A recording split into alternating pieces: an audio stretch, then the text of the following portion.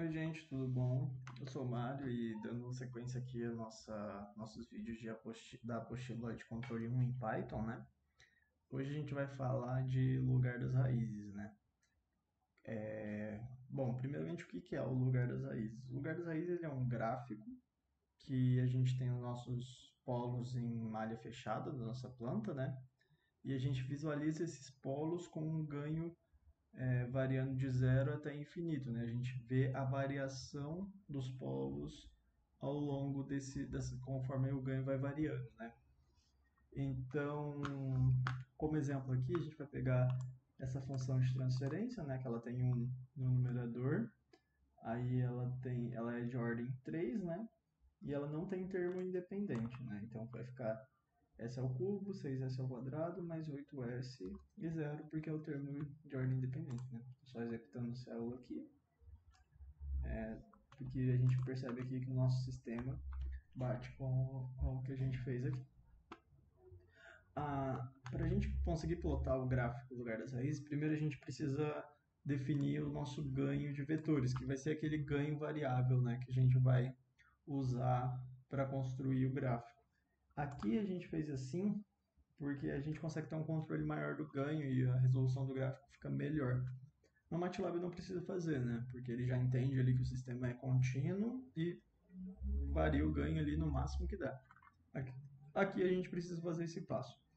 Bom, para fazer esse vetor, eu usei uma função da biblioteca NumPy, que é o lrange, que basicamente ele constrói um vetor de 0 até 100 no passo de ponto 1, né? Então, se a gente pôr o mouse aqui em cima desse valor aqui, ó, do cavect, a gente vê que ele é um array com 10 mil posições, né? Espera aí que eu acho que ele pegou um outro valor ali. Não, ele é um array de 1000 posições, né? Porque mais para baixo a gente modifica essa variável aqui no código, né? Mas ele é um vetor aqui de 1000 posições, fazendo desse jeito aqui. Bom, daí a gente vai utilizar o método rootLocus da biblioteca control para a gente conseguir formular o nosso gráfico no lugar das raízes, né? Inclusive no MATLAB, se não me engano, o comando é rlocus para formar o gráfico no lugar das raízes, né? Então, bem parecido. Ele vai retornar para a gente um vetor de raízes e um vetor de ganhos, que vai ser relativo a esse gráfico aqui, né? Então, para argumento dessa função, a gente vai passar o sistema que a gente quer avaliar, o cavect, que foi o vetor que a gente criou. Essas variáveis aqui, xlim e ylim, elas são os limites da figura, né? Então, está indo de menos 6 até 6 no y e menos 6 até 6 no x. Dá para modificar aqui dependendo do zoom, né? Ou dependendo do sistema, às vezes precisa dar um zoom maior para analisar o sistema, ou um zoom out ali para visualizar melhor a posição dos pontos. Daí a gente vai definir essa variável aqui, plot, como true, para ele poder gerar esse gráfico aqui para a gente. O print gain também vai ser como true, que aqui no Colab a gente não vai ter muito essa função do print gain, né? Mas quando a gente for ali pro Python executado na própria máquina, daí a gente vai ver que é bem tranquilo. E esse atributo aqui, tanto true, vai fazer bastante diferença. E o grid deixei em false para não ficar a escala aqui, né? Porque o nosso gráfico não vai ser tão importante assim a escala, né? Sendo que a gente consegue ter acesso fácil aos pontos, né? Então, só executando o código aqui. Então, gerou aqui o nosso gráfico e a gente consegue ver que a gente tem, olhando graficamente, né? A gente tem uma raiz aqui em menos 4, né? As iniciais, né? Então, é em menos 4, em menos 2 e em 0, né? Então, se a gente colocar aqui nessa variável aqui auxiliar, nessa célula de baixo aqui, a gente vê, né, que na posição 0, né, na posição inicial no nosso RLOCUS, realmente as raízes estão em menos 4, em menos 2 e em 0, né? Essa célula aqui de baixo a gente construiu para a gente conseguir analisar o nosso ganho de estabilidade máximo, né? Que é um ponto importante de analisar no nosso lugar das raízes. Bom, esse ponto de ganho de estabilidade máximo, a gente consegue extrair ele do gráfico analisando qual que é o ponto que ele cruza o eixo imaginário, né? Ou seja, quando a parte real for zero. Porque lá no quando a gente estava falando de estabilidade no domínio contínuo, a gente sabe que todas as pontas que são estáveis, elas estão à esquerda aqui do nosso plano real imaginário, né? Então, todos que estiverem à direita são estáveis. Então, o ponto aqui onde a gente tem é a fronteira de estabilidade do nosso sistema em malha fechada, né? Com o ganho variável. Daí, como aqui no Colab, a gente não consegue extrair informação aqui do gráfico, né? Clicando aqui, a gente não consegue extrair isso. Eu vou mudar agora aqui para o nosso Python rodado na máquina, né? No SymPy, no SimpleText. E a gente vê que eu só peguei aqui a nosso código, né? Tirei aqui os prints que a gente fazia lá nas células e eu vou rodar aqui para a gente conseguir ver qual que é... Opa, perdão, estou mostrando o código errado. Vou printar aqui só para a gente ver como que a gente consegue obter essa informação do gráfico facilmente aqui no Python rodando em máquina, né? Então, executando aqui.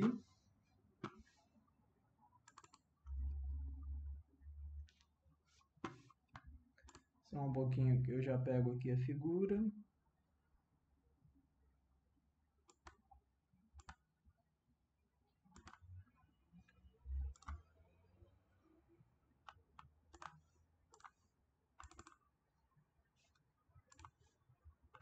Aqui, tá aqui a nossa figura, né? Bom, é mesmo que a gente obteve ali no nosso Colab, só que aqui a gente consegue ver melhor os pontos, né? E aqui vai ser importante, porque quando a gente clica aqui no nosso ponto de ganho de estabilidade máxima, ele mostra, né, onde que a gente clicou. Então, veja aqui que a parte real realmente é zero. E a gente mostra aqui que o ganho de estabilidade máxima é 50,55, né? Se a gente quiser, a gente pode dar um zoom aqui para ver se, ó, tá vendo? Ele não tá realmente no ponto aqui que a gente queria, né? Então a gente seleciona aqui o zoom, clica aqui num ponto melhor, aí a gente consegue ver aqui que o nosso ganho de estabilidade máxima, né, que não está exatamente zero, né, mas está um valor bem próximo, é mais ou menos 47,95, né? Então, a gente consegue ver aqui que facilmente executando o mesmo código no Python da máquina, né, ele gera esse gráfico aqui para a gente iterativo e a gente consegue extrair o nosso ganho de estabilidade máxima. Bom, voltando para o Colab aqui, a gente vai ver como que a gente consegue extrair essa informação no Colab, porque tem como a gente extrair isso percorrendo os nossos vetores, né? Então aqui nessa célula aqui de baixo que a gente já tinha rodado ela, né? Eu criei essa variável auxiliar que eu vou usar aqui nos meus vetores de ganho e raízes, né? Como os vetores de ganho e raízes estão associados, né? Então todas as posições tipo, para o ganho zero estão associados esses polos aqui. Para o ganho na posição 1, vai estar associado, então para o ganho de 0,1 estão associados esses polos aqui. Então daí a gente vai percorrer os nossos dois vetores e ver qual que é o polo de estabilidade máxima que está associado ao ganho de estabilidade máxima, né? Então, como que a gente vai verificar isso? A gente vai verificar analisando a parte real aqui do nosso polo complexo conjugado, né? Porque a gente vê que esse polo aqui, ele vai aqui para a esquerda. Esse polo aqui e esse polo aqui, eles se encontram no meio do caminho, vai um para cima e um para baixo, que são os polos complexos conjugados da nossa planta, né? Então, vamos pôr aqui na metade, para a gente ver, né? Vamos fingir que a gente não sabe qual que é o ganho. Então, aqui a gente está em 50, né? Então, a gente vê que passou um pouquinho, né? Está um pouquinho à direita aqui do gráfico, porque esse valor da parte real está positivo. Então, aí a gente vai diminuindo, né? 490. Ó, já está num valor melhor, né? Vamos por 480. Ó, já tá... Aqui é um valor bem bom, na verdade, né? É bem próximo do que a gente achou ali, né? Aqui, ó, 3,48 e a menos 16, né? Isso é praticamente zero. Então, a gente pode concluir, analisando aqui analiticamente, né, pelos vetores, que o ganho de estabilidade máxima é 48, né? O valor que a gente tinha encontrado ali da figura era 47,95, né? Então deixa eu pôr aqui, né? 479, né? Você vê que ele tá um pouquinho mais na parte esquerda ali, né? Mas esse número aqui também é bem próximo de zero, né? Mas o 48 também funciona bem. 480 aqui na verdade. Porque ele está indo de 0,1 em 0,1, né? Então, o 48 funciona bem aqui para o nosso ganho de estabilidade máxima. Bom, seguindo aqui no nosso conteúdo, a gente tem também o projeto baseado no lugar das raízes, né? Então, com o lugar das raízes, a gente consegue fazer um método para estabelecer um parâmetro de um requisito de projeto. Por exemplo, o overshoot, né? O percentual de sobressinal, né? Então, dada essa planta aqui, a gente quer encontrar um ganho KP que force a planta a ter um overshoot menor que 20%, né? Então, primeira coisa, a gente declara o nosso sistema aqui, né? Então, a gente tem o numerador aqui igual a 8. Aí, fazendo aqui essa fatoração, né? A gente chega aqui que vai ser um denominador s ao cubo, 6s ao quadrado, mais 8s. A gente pode fazer essa fatoração usando a biblioteca SymPy, né? Que a gente viu ali há 2 vídeos atrás, se não me engano, né? A gente vê essa fatoração. Daí, a gente sabe que o PSS está associado ao sigma, né, da nossa planta. É uma planta que, no caso, é de terceira ordem, né? Mas a gente consegue associar ela ao sigma dela, né? Porque quando a gente tem um PSS aqui, se a gente pegar nessa fórmula aqui, substituir o PSS aqui por 20, a gente chega num valor de 0,46, né? E a gente sabe que o sigma ele está associado ao polo, né? Que se a gente o polo de malha fechada que gera essa planta, né? Então, esse polo de malha fechada ele está associado ao ângulo dessa reta aqui, né? Então, o que a gente vai fazer? A gente vai traçar o nosso lugar das raízes. A gente vai traçar uma reta onde a inclinação dessa reta é o ângulo que gera esse sigma aqui, né? Então, a gente vai fazer aqui um arco cosseno, né? Para saber qual que é o ângulo. E aí a gente vai variar aqui essa reta no nosso espaço para ver qual que é o ponto que vai interceptar com o lugar das raízes, né? E como que a gente faz isso, né? Então, a gente vai pegar aqui o nosso... Da mesma forma, né? A gente vai declarar aqui o nosso cavect, a gente só vai pôr um pouquinho mais de precisão, né? Em vez de 0,1 em 0,1, a gente vai de 0,1 em 0,1. Desculpa, 0,01 e 0,01, né? Aí a gente vai executar de novo o nosso root locus com os mesmos parâmetros aqui. A gente vai utilizar essa função aqui da biblioteca da Matplotlib, que é o GCA, que ele vai capturar o plot que ele acabou de fazer aqui, para a gente conseguir adicionar a nossa reta auxiliar aqui, né? Então, a primeira coisa, a gente vai descobrir qual que é o alfa associado a esses zetas de 0,46. Com esse alfa, a gente vai calcular a tangente dele, para a gente conseguir calcular a parte imaginária e a parte real. A parte imaginária da reta a gente vai variar de 0 a 100, e a parte real vai ser em função da parte imaginária, né? Que no caso ali é a equação da reta mesmo, né? Então a gente vai sempre dividir a parte imaginária pela parte real para a gente conseguir compor essa reta, né? E daí tendo esses vetores aqui, né? A gente fazendo essa conta aqui, a gente consegue plotar esse gráfico, né? Aí no caso o que a gente vai fazer? A gente vai passar a parte real e a parte imaginária como parâmetro, a gente vai definir a cor, né? Então verde aqui, e o estilo de linha, né? Que a gente vai pôr pontilhado aqui com a biblioteca Matplotlib. Então, executando aqui essa célula. Tranquilo aqui, ó. Formamos a nossa figura, tá bonitinha aqui com o lugar das raízes e com a linha pontilhada.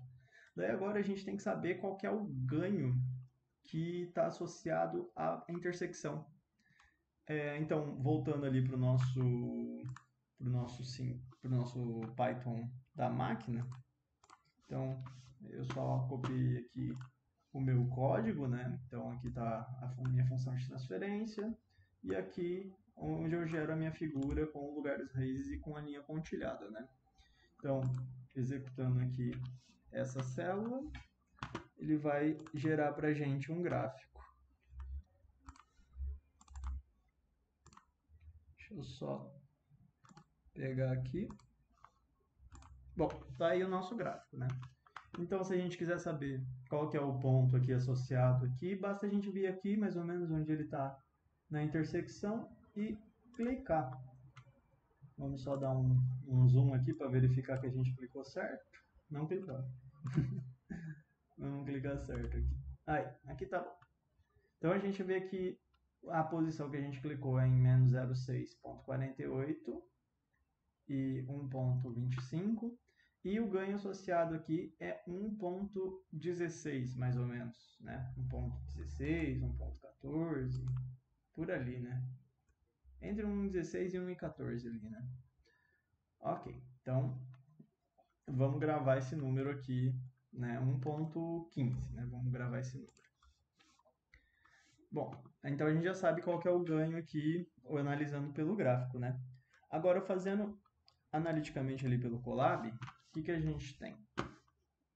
Bom, aqui pelo Colab, a gente não consegue clicar no gráfico, né, para saber a informação. Então, que a gente tem os vetores aqui, né, das raízes e dos ganhos, e a gente tem os vetores da parte real e imaginária, que a gente calculou. Então, a gente vai fazer um laço de iteração que a gente vai percorrer esses vetores e comparar eles, né, para ver quando que eles são iguais. Então, aqui na célula de baixo, né? Então, primeiramente aqui eu fiz um for, né? Eu utilizei esse objeto aqui, range, que basicamente ele serve para você criar um vetor que vai de 0 até o valor que você colocar aqui dentro, com o passo de 1 em 1, né? Como ele está dentro aqui do for, né? Tem a estrutura for, ele funciona desse jeito. Então a gente definiu essa variável a aqui, auxiliar igual a 1. Daí a gente vai pegar o nosso polo complexo conjugado, né? Como a gente sabe que ele está essa parte aqui do gráfico que a gente quer que vai ter a intersecção, então por isso que eu coloquei esse 1 aqui, porque ele pega só os polos que estão nessa parte aqui do gráfico. Daí eu separo na parte real e na parte imaginária. Aí aqui eu fiz um for interno, né? Então como que vai funcionar esse for? Ele vai executar aqui uma vez, vai executar aqui 1000 vezes e sair. Vai executar aqui uma vez, executar aqui 1000 vezes e sair. Então a gente vai conseguir percorrer os dois vetores nesse passo, né? Primeiro pega uma posição do 1, pega todas as posições do outro, compara e vai indo, né? Então, aqui dentro desse for mais interno, o que a gente está fazendo? Bom, a gente pegou esse operador if, que ele vai comparar a parte real aqui da nossa linha pontilhada em verde aqui, com a parte real do nosso gráfico lugar das raízes. E eu usei aqui essa função da biblioteca NumPy que chama around, que ela serve para arredondar, né? Então a gente passa por argumento aqui esse decimals, que ele vai arredondar na segunda casa decimal, e comparar, né, os dois. Por que eu faço esse arredondamento?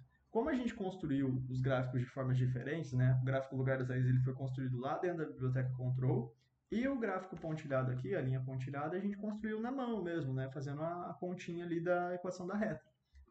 Então, os valores não vão ser exatamente iguais, né?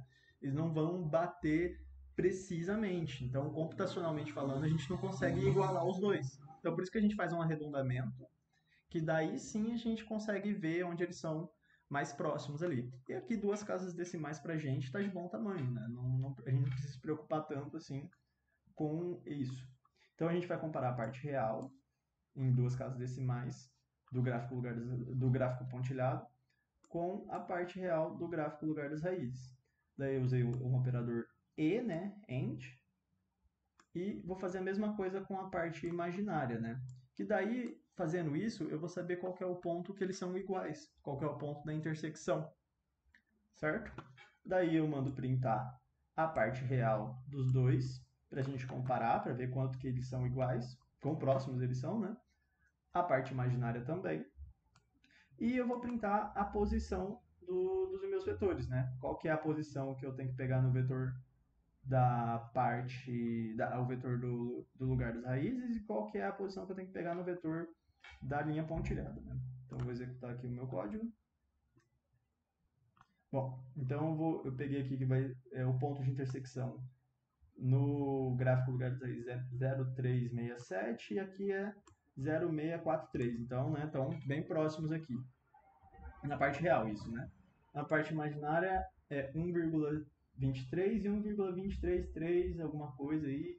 Também é bem próximo. Então, a gente tem aqui a posição dos vetores, né? Então, vou pegar esses dois números aqui e ver qual que é os valores, né? Porque aqui vou precisar também saber qual que é o ganho que está associado a esses polos, né? Então aqui eu chamei o meu AUX aqui de 114, daí eu vejo aqui, né, que bate com o que eu obtive aqui, né? Então o meu ganho aqui associado a esse polo é 1,14, que foi bem próximo que a gente obteve ali, analisando graficamente, né? Foi mais ou menos ali 1,15 por ali. E a gente vê aqui que na parte da linha pontilhada também, né? Tá bem próximo com o que a gente obteve aqui em cima. Daí, tendo o ganho, independente de como a gente obteve esse ganho, né? Se foi graficamente ou se foi analiticamente.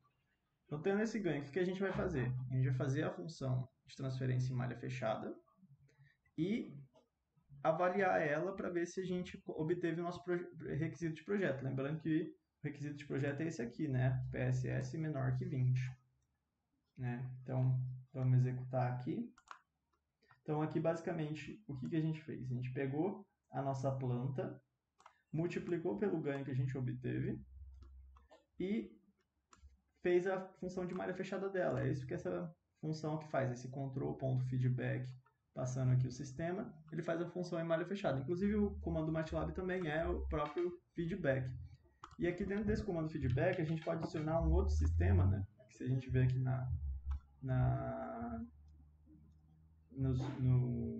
no cabeçalho aqui da função, que a gente pode adicionar um sistema 2 aqui. Esse sistema 2 ele serve para quando a gente quer fazer uma realimentação diferente da realimentação usual, né? Diferente de uma realimentação unitária e negativa. Daí, caso ali o problema exigir isso, tem como a gente fazer isso aqui, né? Não precisa ficar fazendo muita álgebra ali, né? Porque fazer função de transferência de malha fechada é uma coisa bem trabalhosa, né? Daí a gente usa a nossa função ali plot step, que a gente viu no vídeo passado, para verificar, bom, como que se a gente obteve sucesso aqui em satisfazer a condição do projeto, né? Então a gente vê aqui o gráfico, né? E a gente percebe aqui que o overshoot está em 18,17, né? Que é menor que os 20%. Então a gente obteve sucesso. Vamos só testar aqui para ver se com o ponto 15 também funciona, né? Que foi o ganho que a gente obteve ali analisando graficamente. E sucesso também, 18,47 é menor que 20. Bom, então é isso, gente. Espero que tenha ficado claro aí os conteúdos e espero que vocês tenham entendido. A gente se vê no próximo vídeo, ok? Valeu, obrigadão, tchau, tchau.